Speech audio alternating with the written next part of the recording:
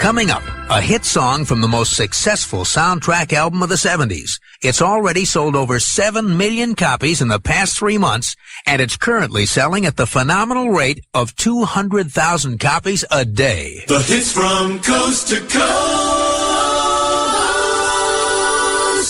American Top 40. Every week, American Top 40 is heard in our 50 states and around the world on such great radio stations as KTGA, Fort Dodge, Iowa.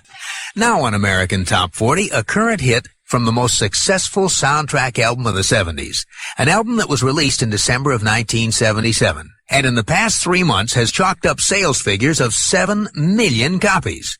During that time, up until a couple of weeks ago, the album had been selling at the stunning rate of 250,000 copies a week. But now listen to this. For the past 3 weeks, this soundtrack album has been selling a mind-blowing 200,000 copies a day. Needless to say, it's outsold the soundtracks from Star Wars, The Way We Were, The Sting, and A Star Is Born. And in addition to those impressive numbers, this soundtrack album has spent more weeks at the top of the Billboard album chart than any other soundtrack during the 70s. Including this week, it spent 8 weeks solidly entrenched in the number 1 position. And that outdoes former frontrunners The Sting with 5 weeks and A Star Is Born with 6.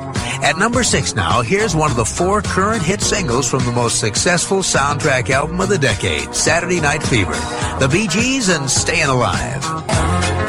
After 4 weeks at number 1, that song fell to number 2 last week. This week it's at number 6, The Bee Gees and Stayin' Alive. Casey's Coast to Coast.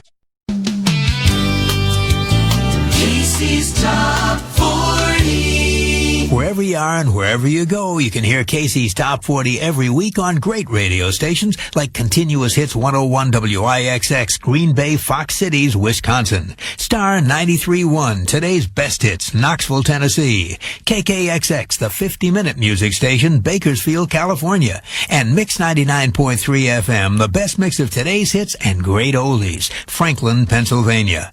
Now, 20 years ago this month, an album that came to define the 70s was released, a movie soundtrack that at the time became the biggest selling album of all time and had all of America on its feet dancing.